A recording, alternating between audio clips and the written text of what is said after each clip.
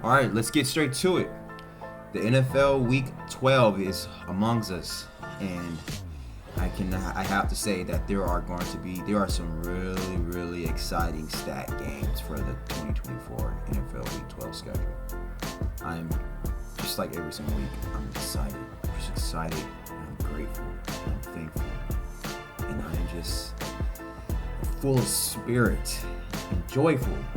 And this is the Christmas holidays. I mean, this is the not the Christmas holiday. This is the holidays. Thanksgiving is right. It's like what, like 5 days, not 5 days away. Like less than 7 days away. It's Thursday. It's Sunday. Monday, Tuesday, Wednesday, Thursday. Yeah, 5 days away. And it's just no, 5 days away. It's just beautiful, like and then you just wake up on Sunday morning and you just experience that the feel of football. Sunday morning, it gets no better than that at all. And I'm just every single Sunday during the NFL season, I'm just like so excited because I'm like I get to watch football, live football. And even on Saturday, sometimes Saturday games get a little annoying, or sometimes here and there, but not I won't say annoying. They just college ball is not as competitive as NFL is, unless you're watching like two ranked teams. Sometimes when you see an unranked team face a ranked team, sometimes every now and then, like this past college, college game day on Saturday, last yesterday, there were some. I think there was two unranked teams that beat two ranked teams or something like that. I have to look into it a little bit, but I was watching a little bit of those games, like Oklahoma beating Alabama, and then I think Auburn. No, I don't think Texas A&M was unranked. Yeah, I have to go a little more deeper into college, but that's why I haven't really been doing videos on college football because for one, because of my time, and also two, because I need to educate myself a little bit more on those games, But anyway, this is prediction. This is prediction. This video is about predictions, and I'm gonna go over a little bit over the games a little bit, and we're just gonna get straight to it. Okay, so like I said, man, this week is stacked with great matchups, and I'm gonna get you covered. Heading into this and going into this weekend. I mean, going to these games. So let's see here. The first game we got Minnesota and Chicago. So you got the 8-2 Vikings to the 4-6 Chicago Bears, and the Vikings are 8-4 on grass surfaces under coach Kevin O'Connell. Did not know that since the start of the 22 season. So including 2-0, they are also 2-0 at Soldier Field, and they will be playing at Soldier Field.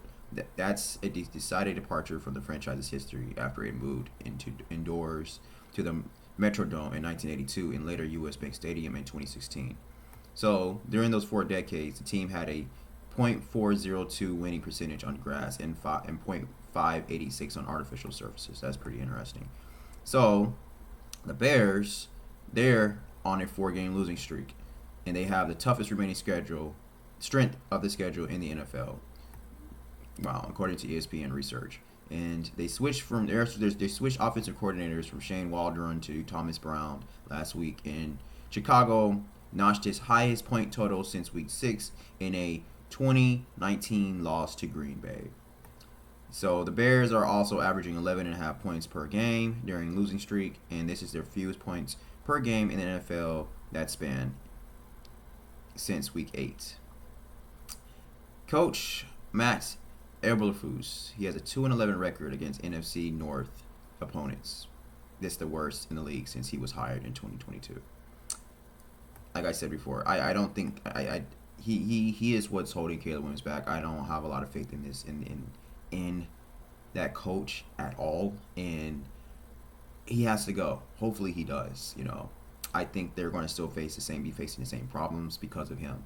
It wasn't only the offensive coordinator, but I guess they have to find somebody to blame before they blame the head coach. That's what it's looking like. And Sam Darnold has had multiple turnovers in 4 games this season, but Minnesota is undefeated in those contests. So that's kind of interesting. Caleb Williams, you guys know how I feel about him. I think he's going to come out there. I think he's going to he may struggle a little bit against the Vikings defense, but will I go Will I go? I'm gonna say this again. I'm gonna think about this. Will I?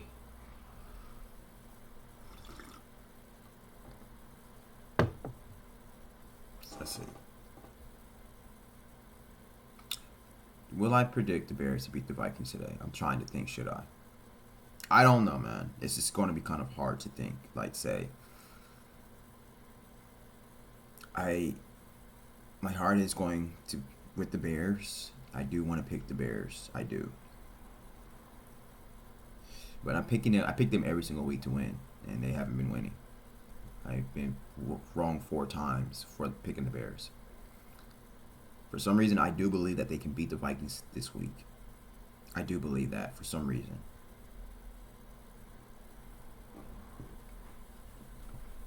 I mean, they were struggling last week, I think, but Caleb Williams did do his job, and he did bring the Bears down, and they had to block missed field goal.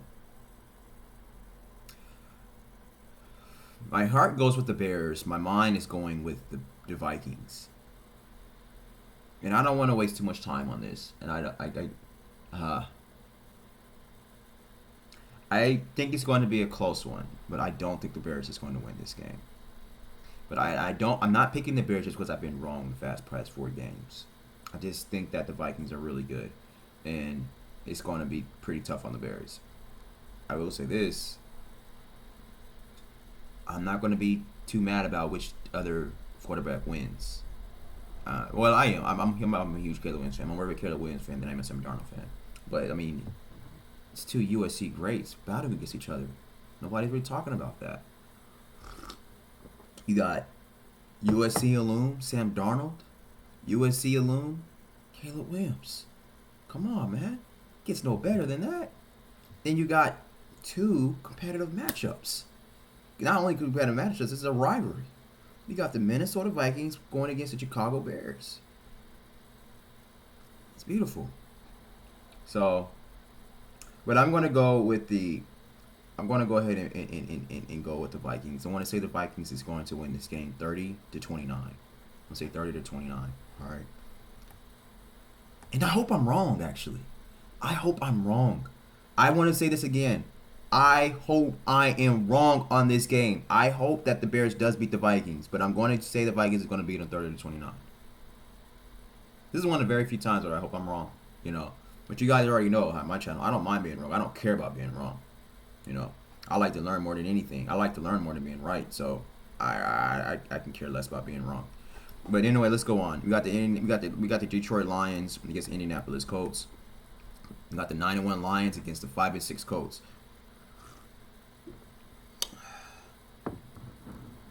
So let's see. Anything to look into in this game? The Lions are riding an 8-game winning streak, and they are the only team in the NFL that is perfect on the road right now.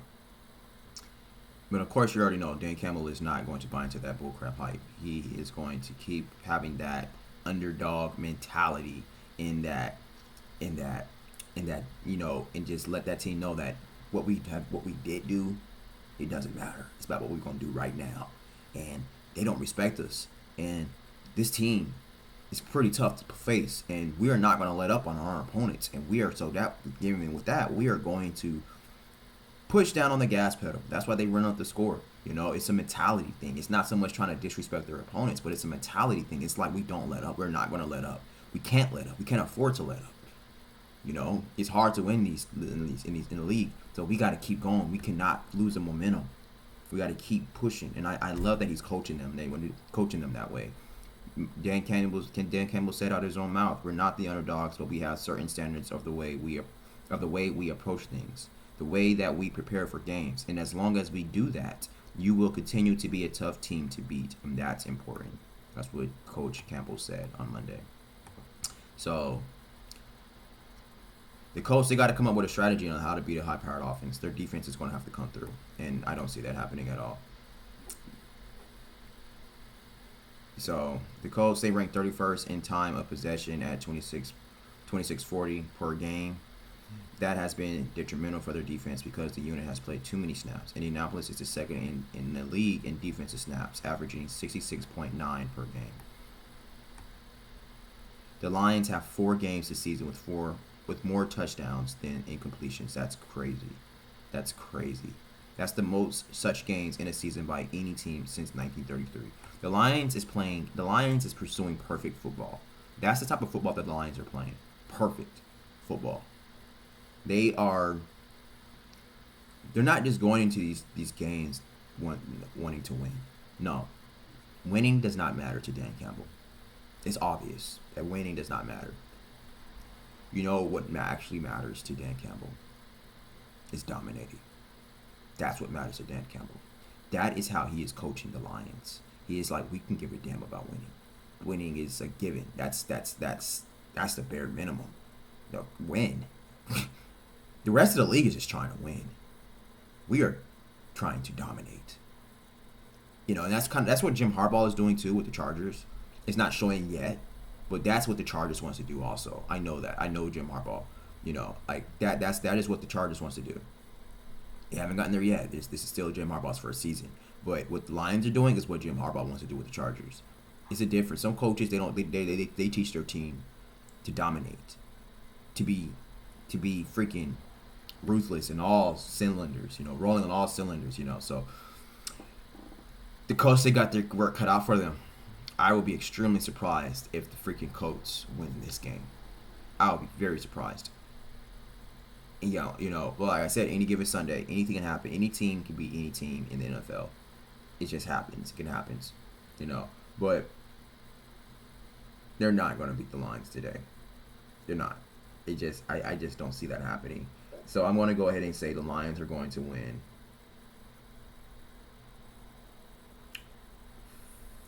50-25. I'm going to say 50-25. Let's keep it pushing. We got the Patriots against the Dolphins. 3-8 Patriots against the 4-6 Dolphins. The Patriots defense has forced only 1 turnover in its past 5 games. New England's -6 turnover differential is tied for 26 in the NFL. They have been finding a way to disrupt. They're gonna have to find a way to dominate Tua in the rhythm of the Dolphins passing game. That's going to be their key for today. I completely agree with that. And let's see. So this is going to look into. So statistically, this matchup is going to be against 2 of the most accurate quarterbacks in the NFL over the past months, statistically. So Drake May, he owns the lowest off-target throw percentage in the league at 9.2%. Right behind him is Tua at 9.4%. Both players are also completing passes at a higher rate than expected. So that's pretty awesome. The passer completions. Tua is 4.9% and Drake May is 3%. They both rank in the top 10 in completion percentage over expectation. That's pretty cool. I mean, that's great for Drake. Drake May is playing phenomenal, man. He's playing great football, man. He's playing great football. Jerod Mayo is doing an excellent job over there in New England, and it's exciting to see, young quarterbacks come in and do a great job. So New England, they are set. They are set for the next 20 years. They finally were able to find somebody, after Tom Brady. I'm not going to say replace Tom Brady. Tom Brady is irreplaceable. He's that guy to be irreplaceable. But they have found somebody who they feel like they could probably win a Super Bowl with. And Jerod Mayo is going to get that defense together. That defense is good, but they just haven't really forced any turnovers. But that defense is phenomenal, and I mean it's not like the best in the league, but I like what they're doing. I like what he's doing over there. The Dolphins have a 14.6 chance to make the playoffs, according to ESPN Analytics, and those chances will increase to 18.9 with a win, and they drop to 5.9% if they lose this game. So the Dolphins, they got something to fight for. They can still make it to the playoffs. I want to see the Dolphins make it to the playoffs. I do, because I want to see it for personal reasons. Because Tua is one of those quarterbacks that the media likes to put over Justin Herbert, and if Justin Herbert ends up playing against the Dolphins, I'm so looking forward to the Chargers dominating the Dolphins. So yeah, so those are one of the teams I would like to see in the playoffs. Him or, you know, or the Bengals. So I believe that the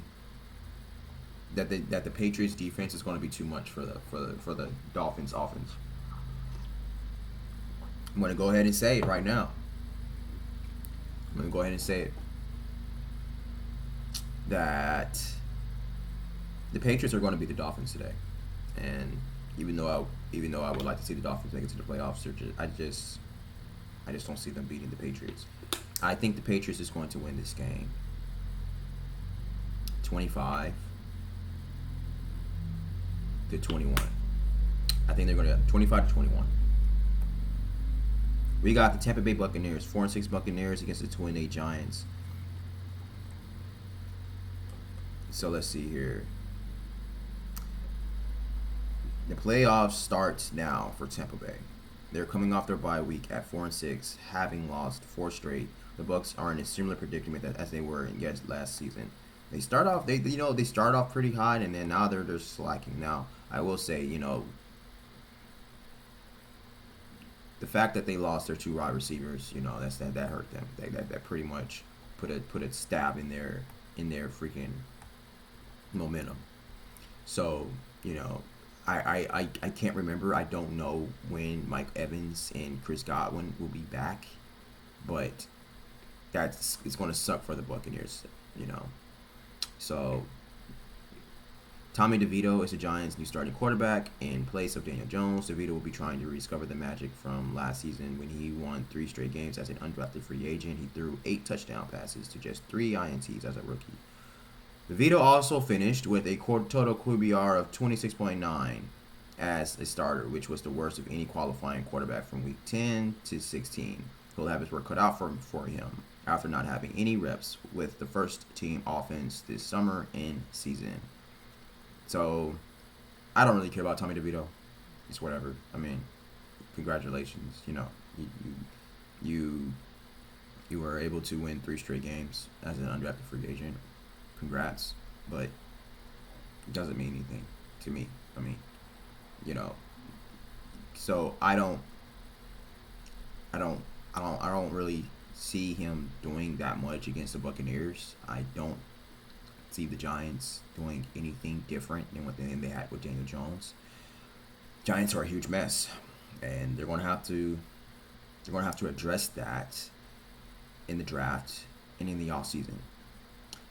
The Giants is one of those teams, like the Jets, the Cowboys, the Jags. They're one of those teams that they are going to have to... No, not going to have to, but their offseason starts now. Yeah. Your offseason starts now. What you do now, start making decisions to prepare you for kickoff of next year. If you are... The season is a disaster. The season is a disaster. Go out there and still try to win games, yeah, but your playoff chances is done. So which really pretty much means is that your regular season is pretty much done. So you play your heart out still. This is what I'll be like if I was doing. It'll be different things that I would say, whether if I was the GM or the head coach, but. If I'm the head coach, I'm like, we're still gonna go out there and play our hearts out and try to win every single game to build that momentum up to next season. But as the GM, you are already looking forward to the next season, like making moves. Right? That's why they went on and just benched Daniel Jones. He requested the release. They went on and released him. But I would be already be doing my homework. Moving into next season. But I'm pretty sure all of them does this, but I think it's to a certain work capacity of how they do this. You're already looking to the draft. You're already looking to what free agents you can bring in. simmering the roster, all that stuff. I think because like those teams, their off season starts now. Is what I'm pretty much saying for teams like the Jets, the Giants, the Jaguars, the Cowboys. You know, it should. It's only wise to do that to give you a head start. So okay. You're already looking to what coaches you can bring in, coaching staff, everything. So the Buccaneers are one of the three teams in the Super Bowl era to average at least 27.9 points and be under 500. That's crazy. The other two teams is the 2016 Saints and of course the 2016 Chargers, who didn't make the playoffs. Of course, of course the Chargers are going to be on a terrible statistic like that. But I'm going to go ahead and say that the Buccaneers will win this game. I'm going to give the edge to the Bucks, and I'm going to say the Bucks is going to win this game 35-20. 35-20. That's what I'm going to say. We got the Cowboys and the Commanders. I just got finished talking about the Cowboys. Their off season starts now. Like I said, you play for momentum. You play for morality. You play because you still love the game, but you still want to win. You want to win, build that momentum going into next season. But the Cowboys off season is done. The Cowboys season is done. It's time for the general manager and the head coach is to start preparing and making decisions now, leading into the off season and leading from the off season, leading into the preseason, and for kickoff next year. That's what I will be looking, because it will be here before we know it. And I know comes a lot faster when you're working as a head coach or general manager in the NFL. So you should already be making moves, like building systems or creating,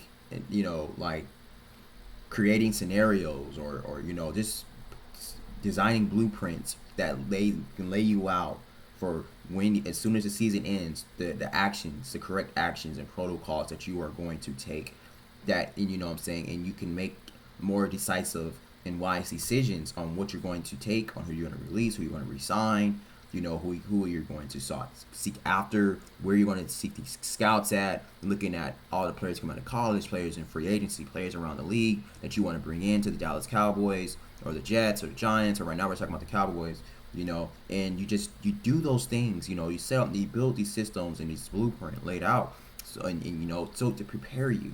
Football is all about preparation and development. So this is what the team should be doing. Like, just be honest with yourself. You're not going to make the playoffs, so your off season starts now. So that's the type of mentality that I would do if I was a general manager. And if I was the head coach. But hey, the Cowboys are looking to avoid their first 6-game losing streak since 2015, when they finished 4-12. They're going to have to beat their former defensive coordinator, Dan Quinn, which they're not going to, and several other teammates. They got Tyler Biadasz, Dorrance Armstrong, and Dante Fowler Jr. Those are the three guys from the Cowboys that joined the Commanders in the offseason. Now, the Cowboys have beaten Washington in 5 of the past 6 meetings, but bring a different team that will be without at least 4 opening day starters because of their injuries.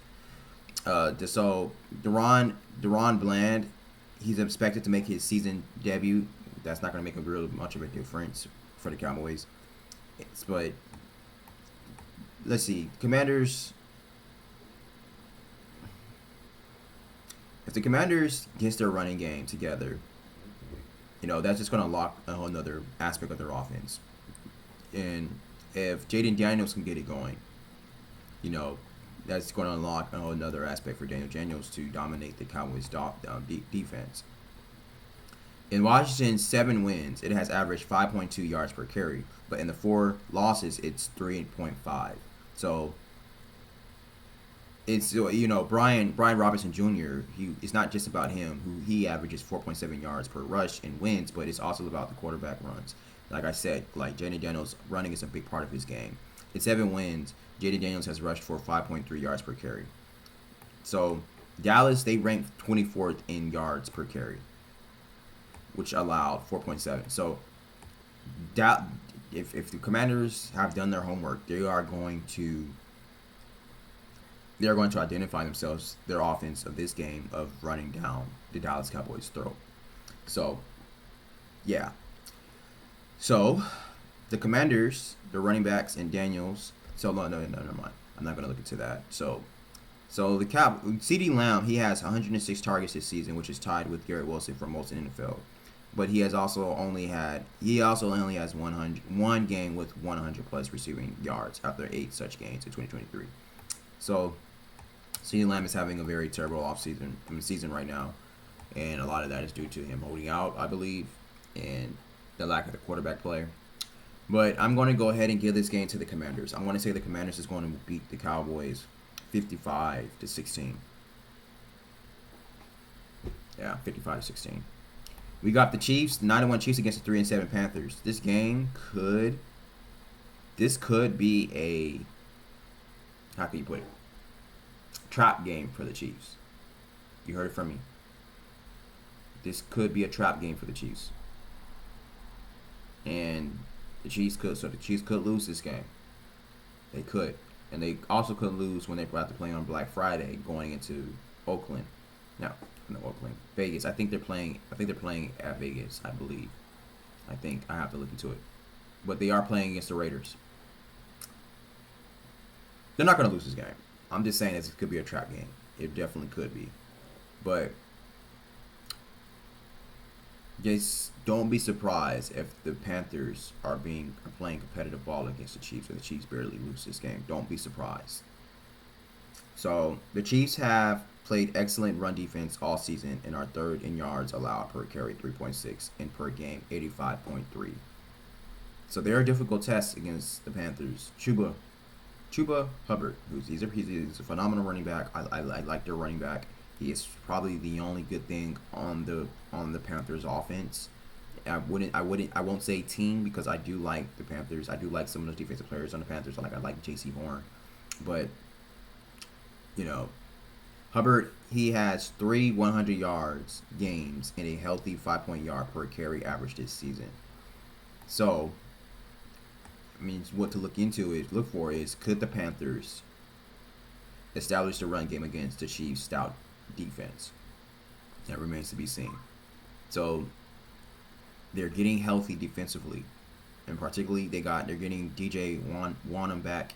He adds a new dimension to their much-needed pass rush. So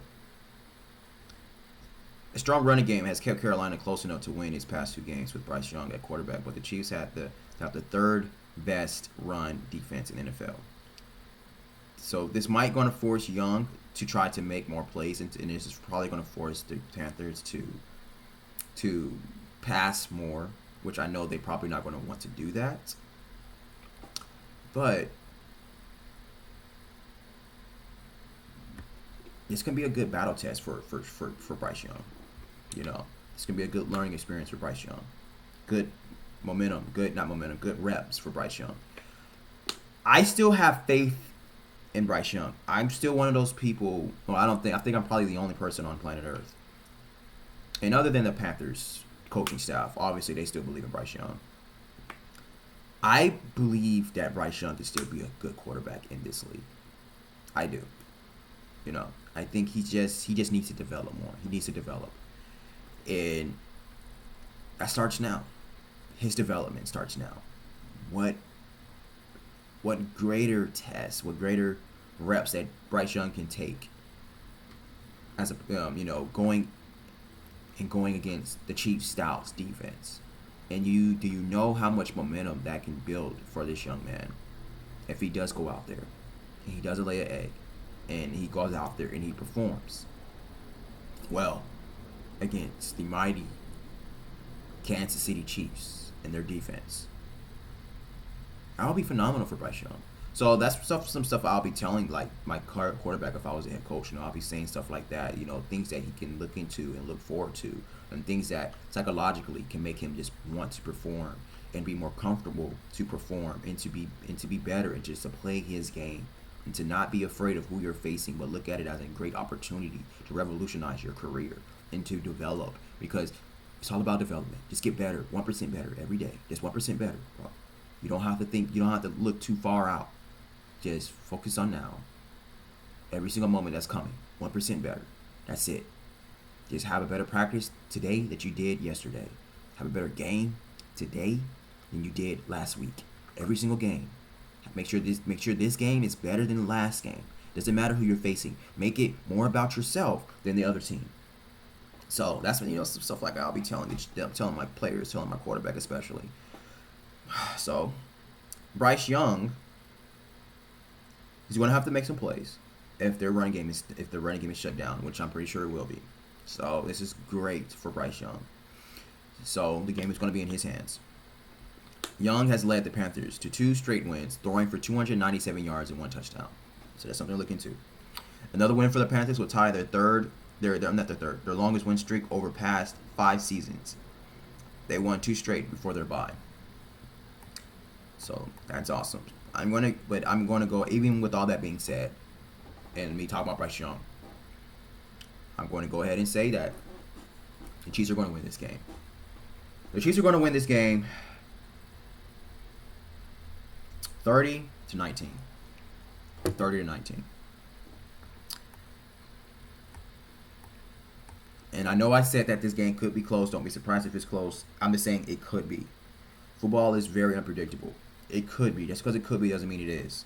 But I'm just letting you guys know that it could be a trap game for the Chiefs. And it could be surprisingly a close game for the Chiefs. Just think about that. And I'm talking about, and the same for the Raiders. The same for the Raiders when they play them on Black Friday. You got the 2-8 Titans against the 7-4 Texans. And Danico Autry facing his former team for the first time this week. Autry has posted 3 sacks in 5 games. He's an 11-year veteran, so he will face Titans. Right tackle will be a matchup to look into. Nicholas Petit-Frere.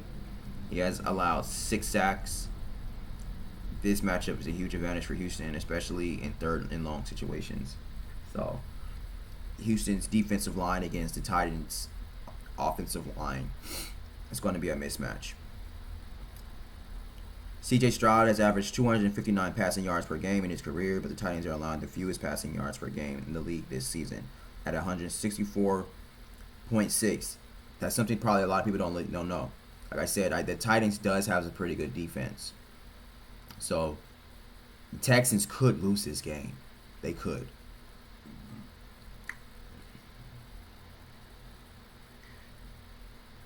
The Titans, they have a good third down defense. And their third down defense plays really good in tight coverage.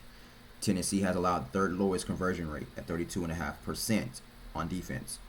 So if the Texans does want to get Stroud going, he is going to have to be winning on those key downs. Those downs are going to be key for him, and they're going to be very significant. The Titans have a 14% chance for number 1 pick in 2025 NFL draft. So their chances will improve to 19% with a loss and fall to 5% with the win. So this could be an upset alert for the Texans. It really could. The Texans could lose this game. But I don't think they're going to lose this game. I don't think the Texans are going to lose this game. They better not lose this game. But they can. You know what? I'm going to go ahead and get my upset alert. I'm not even going to say upset alert. Like I said, there's no such thing as upsets in the NFL. I'm going to go ahead and give my bold prediction. I'm going to predict that the Titans are actually going to beat the Texans, and the Texans are at home. I'm going to go ahead and do it. I think that the Titans is going to come through, and I don't believe in Will Levis, so I'm kind of mad that I'm actually choosing this, but I just for some reason I think their defense is going to win the game for them. I'm just going to go ahead and say that the Titans is going to beat the Texans 20-18. 20-18. We'll see. We got the 6-5 Broncos against the 2-8 Raiders. So the Broncos are 0-4 in Las Vegas since the Raiders made the move to the desert, and they're going to end that. Obviously, they're going to have to win. Bo Nix is coming off the best game of his young career at 307 yards, passing 4 touchdowns, 84.8% completion percentage, and the win over the Falcons. The Broncos are 5 of 15 in red zone trips, and their 5 losses are compared to 16 of 21 in their 6 wins. The Raiders have allowed offenses to score touchdowns on at least 75% of their red zone trips in 4 of the past 6 games. So if the Broncos are going to have to show, if the Broncos can show any kind of efficiency on offense, which they have been, and avoid the turnovers that have plagued them in the past losses in Las Vegas, they should end their Nevada losing streak as they better and as they should. And if they do not, it will be very disappointing because it'll be a killjoy. It'll be a momentum shift because the Broncos are rolling right now, man, and it better not stop in Vegas. If it stops in Vegas, that's a huge disappointment. And like I said, the Raiders could beat them. They could, but they're not. I don't see that happening at all. The Raiders already have the worst ranked running game, 75.2 yards per game in the NFL, and their top two running backs, Alexander Madison and Zamir White, has missed practice on Wednesday. So they're going to go to a 10-year vet who is Amir Abdullah. He has rushed for 82 yards and a TD on 17 carries this season. And rookie Dylan Lobb, who has 1 carry, no yards, and a lost fumble since McCormick. He is on the practice squad, and he has appeared in 1 game in his career. Denver has the 6th best run defense in the league. So what I'm basically saying is that the Raiders' offense is going to be manhandled by Denver. And Brock Bowers, he's phenomenal tight end. I don't see him doing that to Shea either. And it's not because of them. I mean, their lack of quarterback play. They can get a quarterback in there, and the Raiders can be something to look into. The Raiders have lost 7 straight to rookie starting quarterbacks since 2020. That's the longest active streak in the NFL. The Raiders is a disaster. I think Antonio Pierce is going to get fired. I do. I think if they lose this game, well, no, not if they lose this game, because this is not going to be a game that the Raiders will be like, oh, we should win. But at the end of the year, I think Antonio Pierce is done. I was one of those people who believed in him. I thought he was going to be able to get the Raiders together. It quickly fell out of hand. So the Raiders is going to lose this game. I'm going to say the Broncos is going to beat the Raiders 50-0. That's what I'm going to say, 50-0. I don't see this game being competitive, being competitive at all. I don't see the Raiders being able to stand up with the Broncos. Sean Payton is going to go out there, and he is going to have the Broncos being dominant. 50-0. That's what I'm saying. And I'm just going to keep pushing.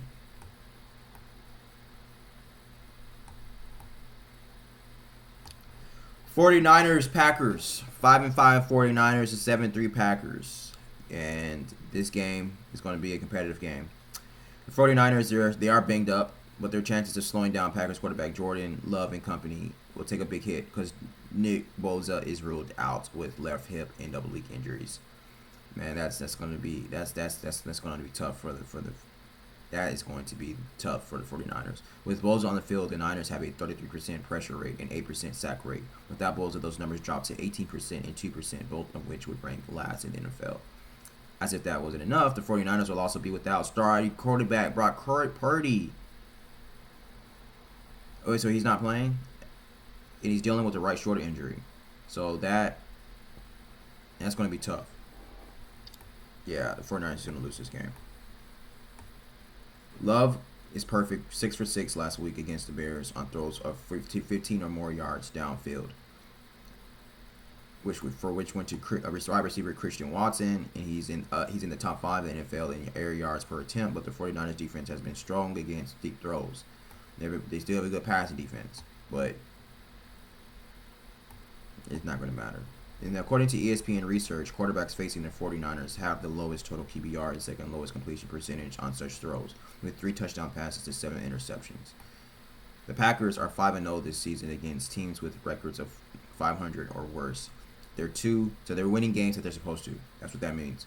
They're 2-3 against teams with winning records, and their odds are showing that they struggle against teams that has winning records. I'm going to go ahead and give this game to the Packers. I don't see the 49ers winning this game at all.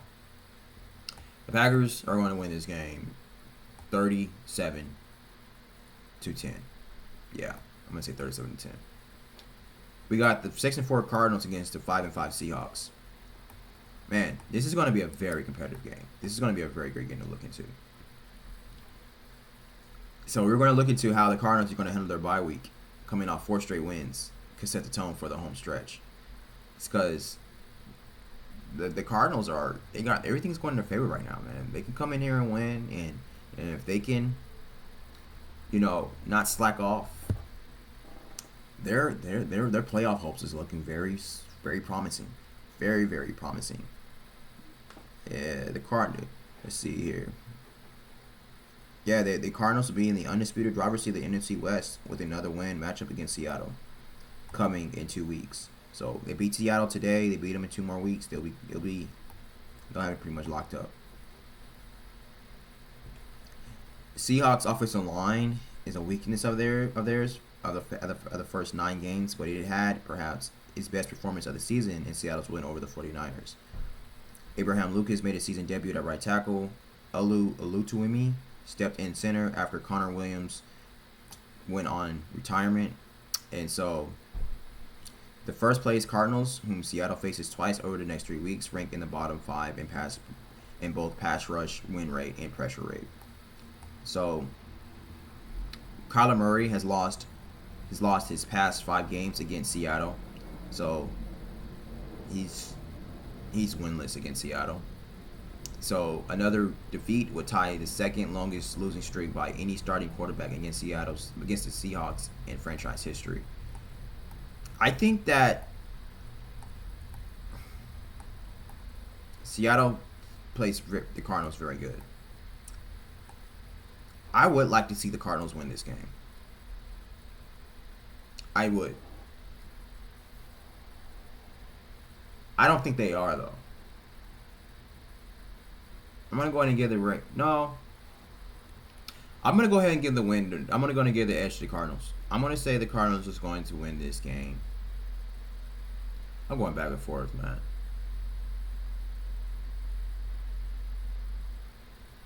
This is going to be a very competitive game. All right, let me just go ahead and say it. I'm going to go with the Seahawks. Seahawks is going to win this game 24-23. I'm saying it right. 24-23, Seahawks. We got the 8-2 Eagles against the 5-5 Rams. Sunday Night Football. The Rams are coming off only their second game of the season without a turnover. After having NFL low 2 takeaways from week 1 and 7, the Eagles leads the NFL with 11 takeaways since week 8. Philadelphia leads the NFL with 43 points off turnover since week 8. That's crazy. Eagles is dominating in those areas. The Eagles is like pretty much saying, you turn the ball over, we're going to capitalize on that. So the Eagles are capitalizing on the opposing team's mistakes, and that's how you win games. That's phenomenal because I see a lot when the defense first hits a turnover and the team can barely draw the ball down the field, or they just kicking a field goal. The Eagles is like, no, we taking that. The Eagles is playing gritty football, and I love it. So the Eagles they are putting their offense through Saquon Barkley, which I love that. That's their identity, is running with Saquon, and that's how it should be. They don't put the game into Jalen Hurts' hands. Put the game through Saquon Barkley. That takes a lot off. That takes a huge load off Jalen Hurts. Saquon, he leads the NFL with 1,347 scrimmage yards. Players are expecting defenses to focus more on Philly's ground game down the stretch, which would put more on Jalen Hurts. But again, Saquon Barkley is that type of running back that you can stack the box and he's still going to dominate, so it doesn't really matter. I don't think that's going to put a lot of pressure on Jalen Hurts. So something to look into will be A.J. Brown versus the Rams pass. A.J. Brown has yielded 18 touchdown passes this season. He is 88.3 receiving yards per game. He ranks 4th behind only Nico Collins, who is 103.5, and Jamar Chase 96, and Justin Jefferson 91.2. A.J. Brown is definitely one of those top 5 wide receivers in the league, and yeah, this is going to be an exciting game too. I'm really looking forward to Sunday Night Football, watching this game. This is going to be a very competitive game. This is going to be one of those games that can be a very low scoring game or it can be a very high scoring game. Both offenses are elite. They both have really great ground games. You know, both of them, I love both of their running backs. I actually love both of the Rams running backs in Kyren Williams and Blake Corum. They remind me a lot of James Conner. Both of those running backs remind me a lot of James Conner, but James Conner is more of a physical running back than both of them, but they both are pretty much physical running backs as well. And we all know about Saquon Barkley. I love Saquon Barkley. I actually met Saquon Barkley one time. He's a real cool guy. Very, very humble guy. He's big as hell. Like when I saw him, man, like I had to go to the gym when I saw him. I was like, gosh, he has a Herculean body, like a freaking Roman type of physique. Yeah, Saquon Barkley is that guy. He is that dude. But I predicted the Rams to win their division.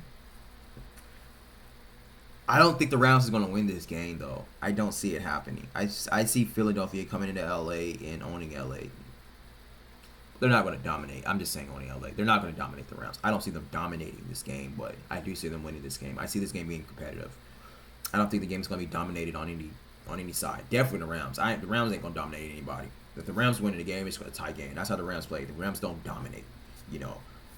But is it going to be like the Rams two-headed running monster against, you know, Saquon Barkley, one-man horse, you know, and it's also going to be against the elite of the elite, the wide receiver duo. You got Puka Nacua and Cooper Kupp. I love Cooper Kupp. Cooper Kupp is one of my favorite wide receivers, and then you got A.J. Brown and Devontae Smith. You got two of them going to compete against each other. This is going to be a fun, exciting game. You got Matthew Stafford against Jalen Hurts. But the Eagles are a more complete team than the Rams are, and their defense is dominant. So, what can I say? I mean, I'm going to go ahead and give this game to the Eagles, and I'm going to say the Eagles are going to win this game 27-21.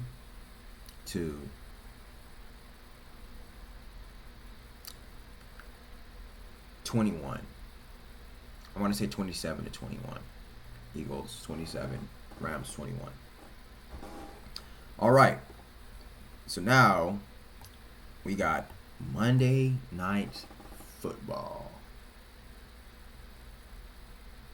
I'm going to take my time with this one. This is the game of the week right here. Is it not? Should it not? Who's got it better than us? Nobody. I'm going with Harbaugh to win this game. Oh, yeah, I have to be specific because it's Harbaugh against Harbaugh. It's John against Jim. Who's going to... This is the Harbaugh Bowl right here, man. It gets no better than this. Monday Night Football, Ravens, Chargers, the Ravens, quarterback Lamar Jackson against Justin Herbert. Two of the most elite quarterbacks in the league. Or one of the most elite quarterbacks in the league. And for me, Justin Herbert is the most elite quarterback in the league. And this is Justin Herbert's chance to show again. He did it on Sunday Night Football, and he still is not getting his praise. People are still disrespecting him. Like freaking Nick Wright with his stupid take on First Take. He's in First Things First. I think it's called First Things First. But whatever. Everybody knows who Nick Wright is. His take on Justin Herbert when Jim Harbaugh said that Justin Herbert is one of the greatest quarterbacks to have ever played the game. He definitely is. I'll have Justin Herbert in my 3 because you got Tom Brady, Peyton Manning, then Justin Herbert. I can give it down. I've seen enough Justin Herbert games to say that, and he's proving it right now, and he's going to prove it on Monday. And yeah, when you got people like Nick Wright's dumb take, Joy Taylor's dumb takes, Emmanuel Acho's dumb takes on. Well, I see Emmanuel Acho starting to respect Justin Herbert a little bit more. I'm starting to see that, and I don't know if that's because he's doing the facility with Chase Daniel, because Chase Daniel obviously thinks very highly of Justin Herbert, and he played with us. He played for the Chargers. He was our backup before he retired. So Chase Daniels knows a lot about Justin Herbert, and he thinks of the world of Justin Herbert. So I don't know if that's why Emmanuel Acho is starting to respect Justin Herbert a little bit more, but I've started to see that his takes are starting to become a bit more respectful and commendable on Justin Herbert. I'm starting to see it slightly. I'm starting to see it. Still see that he's still trying to knock him a little bit, putting quarterbacks over Justin Herbert. I still see that a little bit. But if you see his takes before, like he will just have takes out of this world just to just completely just attack Herbert. But those three, they're dumb. Well, I'll take a Matthew offer right now since he's starting to a little bit start respect. But Joy Taylor and Nick Wright are dumb for disrespecting Justin Herbert. They're dumb. I don't give a damn. I don't care how disrespectful it is. You're disrespecting my quarterback, so I'm gonna disrespect you. You're every single chance I get. If I hear people disrespecting Herbert, I'm gonna say you're dumb. You're just dumb because you obviously are just looking at wins and losses. You think wins and losses of the quarterbacks, and you just run away with it. You're not looking literally at the games. I know you're not. If you disrespect Justin Herbert, I know you're not watching tape. I know you're just running your stupid mouth, your fat mouth, and you're just going off of what the conventional wisdom is saying about this quarterback. There's no way in blue hell that you could be watching Chargers games and you could be watching Justin Herbert play, and you will say that, oh, he's not good. He throws away games. He doesn't know how to close games. Yeah, et cetera, et cetera, et cetera. He's not living up to the hype. You're still thinking about how Justin Herbert was in college. Yada yada yada, et cetera, et cetera, et cetera. You're not watching the games. Shut up. You're not watching the games.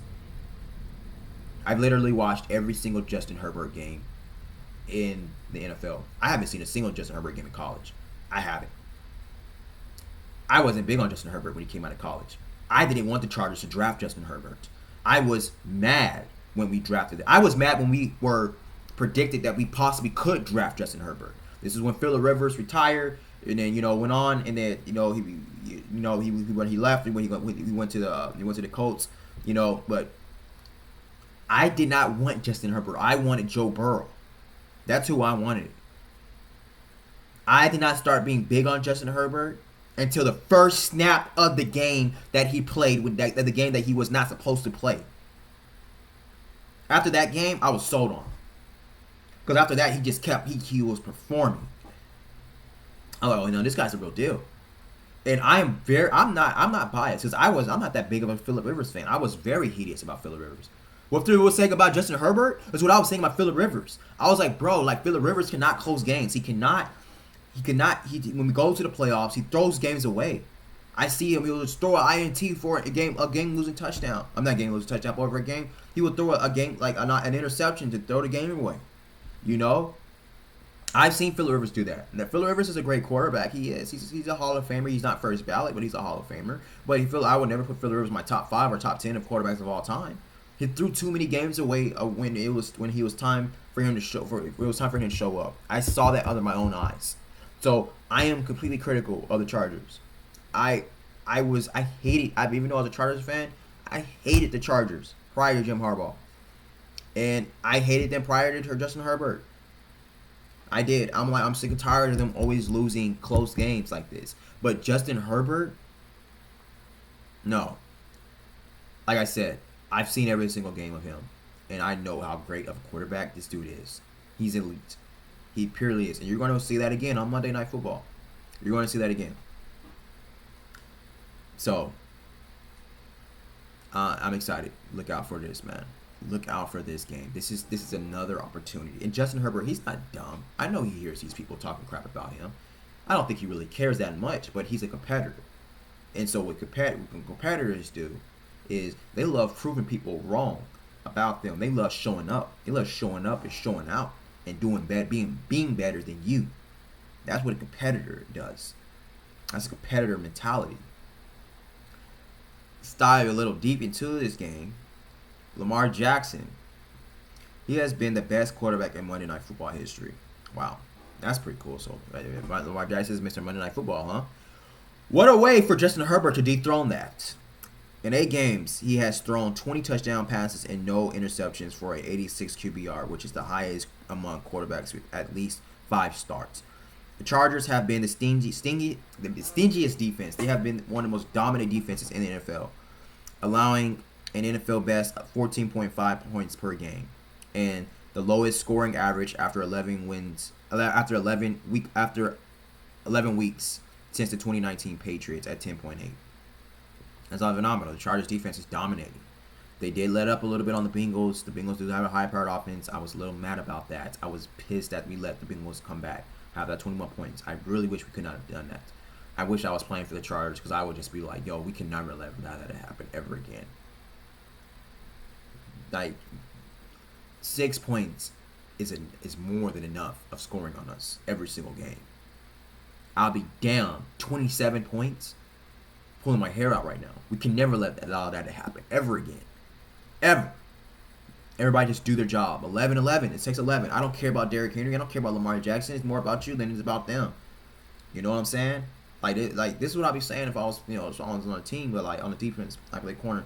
But like, forget Derrick Henry. I don't care about him. It's more about you. 11-11. They don't got 12 man. Nah. Stop them. Lamar Jackson ain't better than you. 1-on-1, he ain't better than you. 1-on-1, Derrick Henry, he ain't better than you. It's gonna take all 11 men on defense to dominate the Ravens offense. No hold up, So let's seal the deal on that. 6 points is enough, more than enough, for us to give up. Justin Herbert is playing some of the best football of his career, man. He's on a streak of 246 pass attempts without an interception. That's phenomenal, which is the longest in team history. That's beautiful. No quarterback in Chargers history has ever done that. 200 and nobody's talking about that. What they want to do? They want to disrespect him. They want to disrespect him. Let me tell you something right now. 246 pass attempts without an interception. That's the longest in Chargers history. Chargers have some pretty great quarterbacks. Dan Fouts, Phillip Rivers. And I wonder what's the longest for NFL history. I'm going to look into that after I'm done with this tape. He has 246 pass attempts without an interception. That's the longest in Chargers history. He last week he completed more pass attempts, more completions, 5,000 plus than any quarterback in NFL history in their first 5 year span. Let me say that again.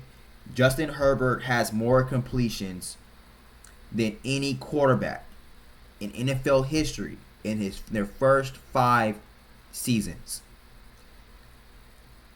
Justin Herbert this year, he has 246 pass attempts without an interception. What is that telling you? That this dude is freaking elite, man. He is efficient. Justin Herbert is showing you that he is the most efficient quarterback in NFL history. He is showing that right now, right before our eyes. Most completions for our first 5 years.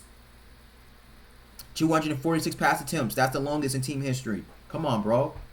246 pass attempts without an INT. That is showing you how efficient this dude is. All right. The only thing Justin Herbert needs to do is keep being consistent, man. Keep being consistent. Keep getting better, 1% better every day, and he is. Because he has a coach that's telling him that 1% better. Make sure you had a better practice today than you did yesterday. What is that telling you? That's telling you to become 1% better, at least 1% better than you were yesterday. Just become getting better. Just get better. Just get better. It's that simple. It's nothing bad. Just keep getting better. It's not that hard. That's what Jim Harbaugh is. Jim Harbaugh is like undermining like the amount of work that you got to put in. He's making you look at it from a different perspective. He's a great communicator. That's how he's able to pull a lot out of people, because he's making them want to do more for him. At the end of the game last week, you can look at Darren James when he was like telling Jim Harbaugh at the end of the game, "I've done this for you. I've done this for you. I've done this for you." You know what I'm saying? After he was finished like bear hugging Jim Harbaugh. Players that does that for their coach, man, that tells you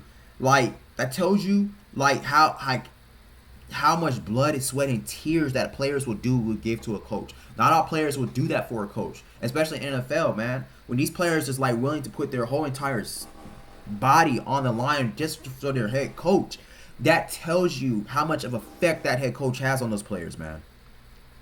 That's great coaching. When your players is willing to give their all for you. That's great coaching. That's Jim Harbaugh, baby. It's Jim Harbaugh. Justin Herbert also has 6 touchdowns on passes of 20 plus yards downfield. That ties for the most in the NFL.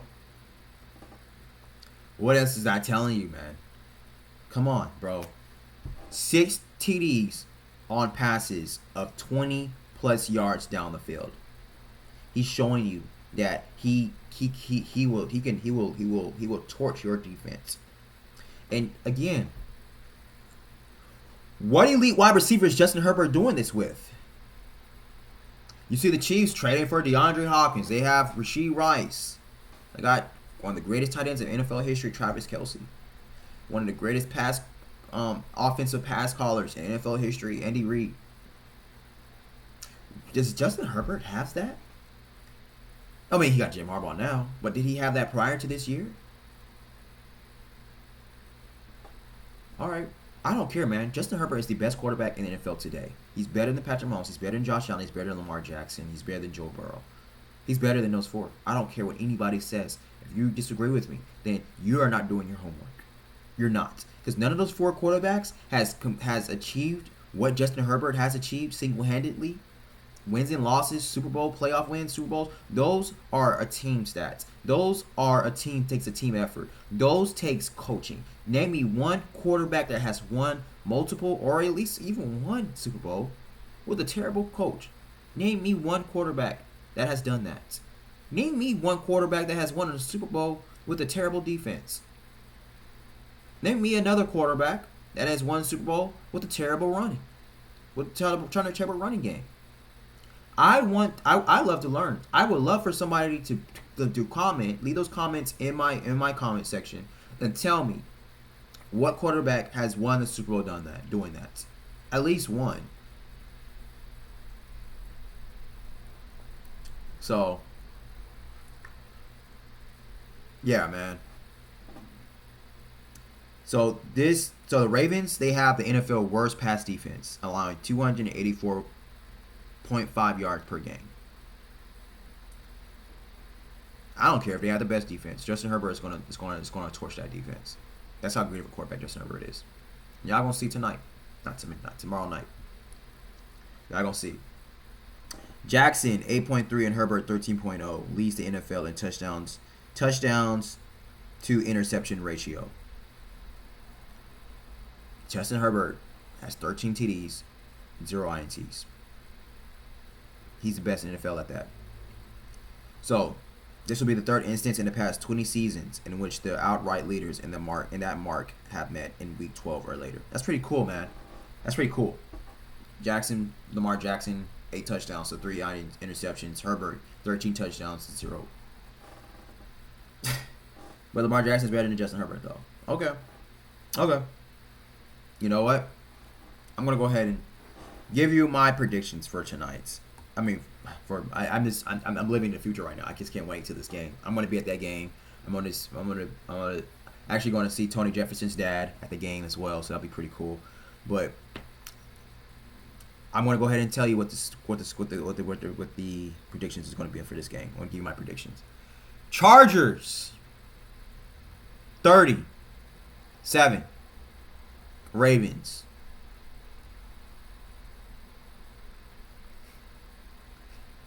I want to do it.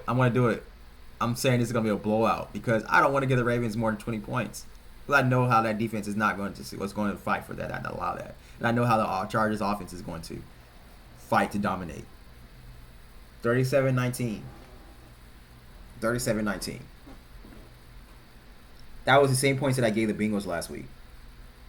The Chargers held them down first two quarters, but they let them put up 27 points. I think I said the Chargers was going to beat the Bengals 28-19 or something like that. I can't remember. They ended up beating them 34-27. 37-19. That's what I'm saying. And the reason why I say this is because I know Jesse Minter is going to have that. It's going to have that defense working on keeping them from scoring, and I know that defense is going to want to It's going to work really hard to keep the Ravens from scoring, and I know that they are pissed that they allowed 27 points by the Bengals. I'm pissed, so I know how I know Darren James and company is pissed. Whatever, man. It's more about you than it is about them. Forget Derrick Henry. Forget Lamar Jackson, man. They bleed as you bleed. 11 on 11. It's gonna take all 11 men on defense to do this, to dominate this game. Let's get it. Let's get it. You can get it. You are gonna get it. That's all I have for right now, man. Those are my predictions. You know, I had a couple bold predictions, and I guess this is a bold prediction too. I'm saying the Chargers are gonna blow off the Ravens. That's what I'm saying. 37-19. So it's a bold prediction. It's a very bold prediction. Can you imagine what's gonna happen if the Chargers do that? So, hey, I thank you all for watching. Now let me know what y'all feel in the comments. Where you Justin Herbert haters at? I want to see what y'all gonna say after Monday. You know, like I said, I predict the Chargers to go to the Super Bowl and win it. I think people are going to start saying that. Also, gonna jump on that bandwagon after they dominate the Ravens on Monday. So, thank you all, man. Like, comment, share, subscribe. Thank you all for my subscribers. You know, I appreciate that. I appreciate every single last one of you guys. Thank you all for watching these videos. And don't worry, man. I'm gonna put out better content. I'm gonna do better videos, high quality videos, and I'm just gonna keep. You know, we're gonna be consistent with this. What we talk about? It's all day football, football stories, football matchups, football predictions. Anything that deals with football, man. I am going to talk about it here on this platform. Anything, storylines. Even historical context. I wanted to even start putting out stuff like, you know, old games and stuff like that, and talk about, you know, games that happened in the past, and like, oh, you remember this game, how great this game was with this phenomenal throw, or, you know, this phenomenal play that this player made. I'm gonna put that all on here, man. I want this channel to be like an historical, not only like talking about like games that's coming up like in the season, but also be like an historical like encyclopedia for all football, especially NFL. The NFL will be the main thing, but also every now and then put some other stuff about other football games on this channel. You know, and if you want to come on the channel, you want to talk about your team, you want to vent about a loss, or you want to talk crap about a player or a team, you know, respectfully, you know, and stuff like that, you know, come on here, you know, we can talk, man. If you know, I had one guest on here a few months ago, or a couple months ago, you know, he was a coach, and we had some videos. Come on here, man. You know, and if you do come on here, eventually, you know, I'll get some all-day apparel, and, you know, I'll send it to you, you know, so you'll be part of the all-day fam. But that's all we got right now, man. Thank you all so much for watching. This is the platform that I'm building, man. Football life, a football mentality, a football spirit. Football changed my life. Football made me the man who I am today. It really can put a huge impact on your life, you know. It can force you to want to become if you could take the football, what you learn from football as a player or a coach or whatever, you know, if you could take that and apply it to your life, you know, you could be having the mentality of I'm getting better every single day. I gotta put in the work. I gotta put in the effort. Mindset, mental toughness. You know, those are things that you need. The heart of an athlete, the spirit of an athlete. Those are the things that you need. Those things that you can really take, you know, into your regular life, and you can use that, you know, to your advantage, to your leverage, to become a better human being, to become a more developed human being, 1% better every single day, like Jim Harbaugh tells his players. So make sure you got a better practice than you had today than you did yesterday. Like you tell yourself outside of football. Let's make sure I had a better day today than I did yesterday. Let's make sure I'm 1% better today than I was yesterday. Just keep it that simple. Just keep it that simple. And when you lay down at night, you're like, did I have a better day today than I did yesterday? You know? Stuff like that. So, thank you all, man.